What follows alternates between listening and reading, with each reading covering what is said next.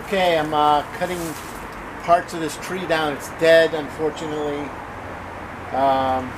Used to be a nice peach tree. I think it got killed from the roots down. I think something ate it several years ago. Wood is very dry, so it's hard. So almost however you do it, it's going to be more difficult. So you always want to cut a tree down when it's still when the bark is still moist. But it's one of those things I missed. I actually also thought that the top of it was actually supporting some of the other growth above, and maybe it was, but I think now it just should come down. I should probably have goggles on because I don't really know how this is going to fall down, but I do have glasses.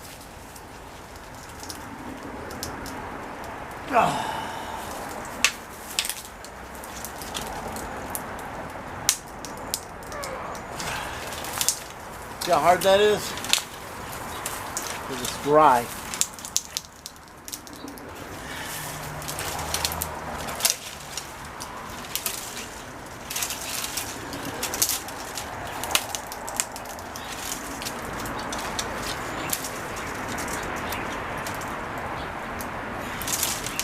Wow. Harder to cut dead than when it was alive. Kind of interesting.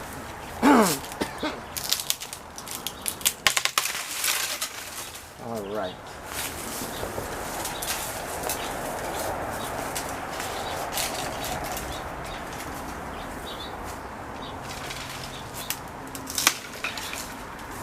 No way I'm going to cut this. I'm going to try, but there's no way.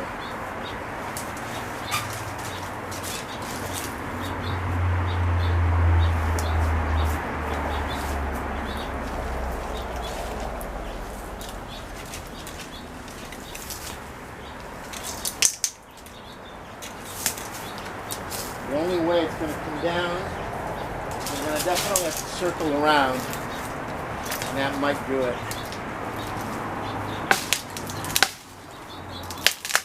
Oh, that does do it.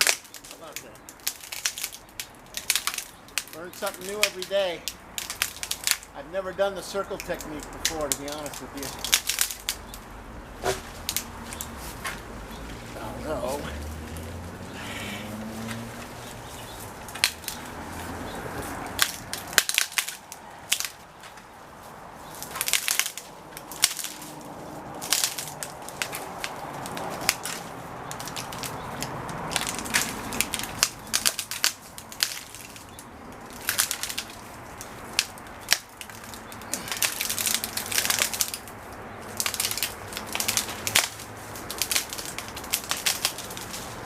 I'm using this as leverage.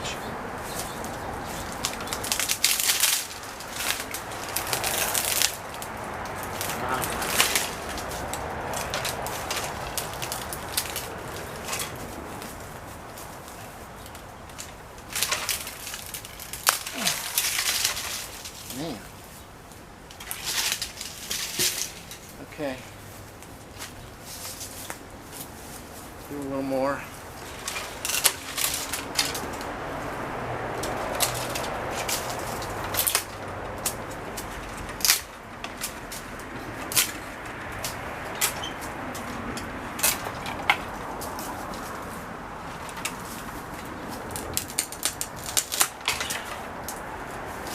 Several years ago, they started plowing over a piece of land at the end of near where I live for a housing development, and I think it uprooted all kinds of gophers and things like that, and they kind of scattered everywhere. And at least one ended up in my backyard here because I would water, and water would go in one place and come out in another part of the yard. So I realized I had holes, and a couple trees started dying. So I kind of figured there was a connection.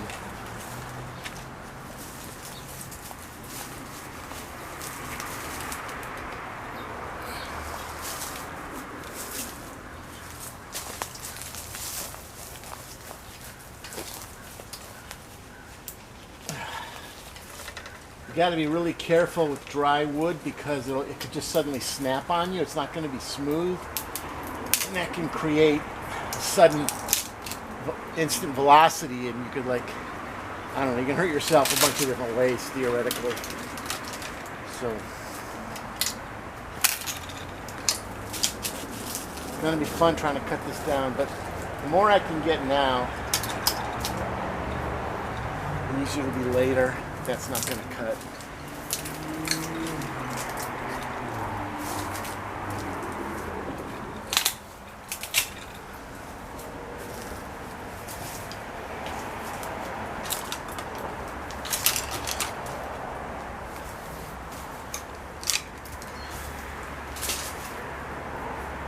There's no way I'll be able to cut this. I'm going to try, but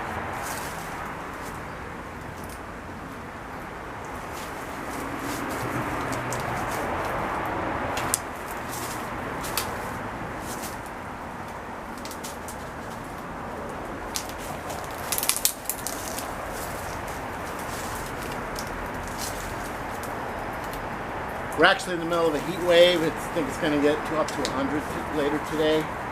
But the back with all the fruit trees and the fig trees makes a lot of shade.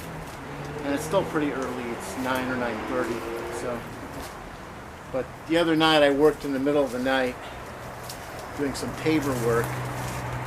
I actually started like around 2 o'clock or 2:30, and I worked till like 7:30. And that was a really hot day. But at night there was a little bit of a breeze, and that helped.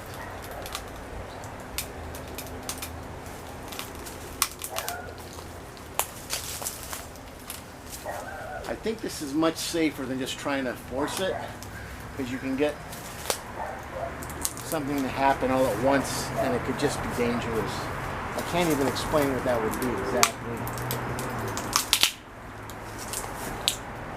Maybe the branch projectiles, or somehow your arm's in the wrong spot and it suddenly closes.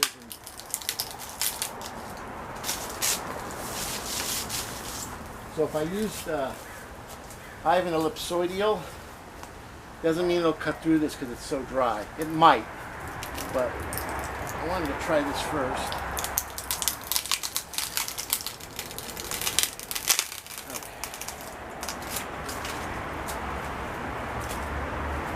The more I can cut before I use the ellipsoidal, the more angles I'll be able to get, because I won't have branches in the way. That's why I'm pre-cutting it with this. Plus, it's going to be safer. If I have too much above and I try to make a cut at the bottom, then something could just fall on me. This way, I'm getting rid of most of that stuff.